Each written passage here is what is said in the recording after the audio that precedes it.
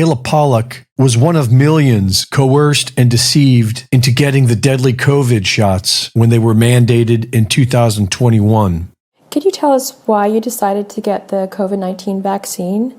Basically, a lot of it had to do with the things I was hearing on TV. So there was a lot of fear just being screamed at me by not just the TV, but also when you hear the WHO is on TV telling you that this is like a deadly pandemic and, people with immune disorders are gonna, die from COVID-19 more likely than other people.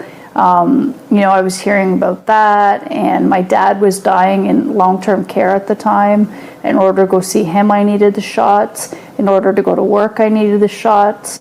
A week after receiving the Moderna booster shot, she fell to the floor and was paralyzed for 30 minutes. Another episode happened a week later, and shortly after that, she became paralyzed from the neck down.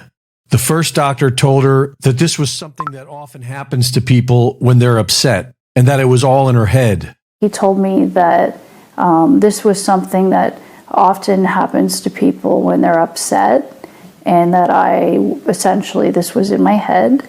And the good news was that I would get better because I was essentially having an episode that was some sort of psychotic episode. I asked him when I would get better, and he said, it's up to you, really. A second doctor was honest with her, but had to keep it hidden. The second diagnosis, a doctor came to me and he whispered in my ear and he said, I think there's something seriously wrong with you. I do not think you're faking. He said, I have a neurologist or a radiologist who's willing to read your report at home. If you go into the scanner right now, I can get that done. They found a massive lesion on her spine, and the doctor told her it was most likely caused by the vaccine, and that he's seen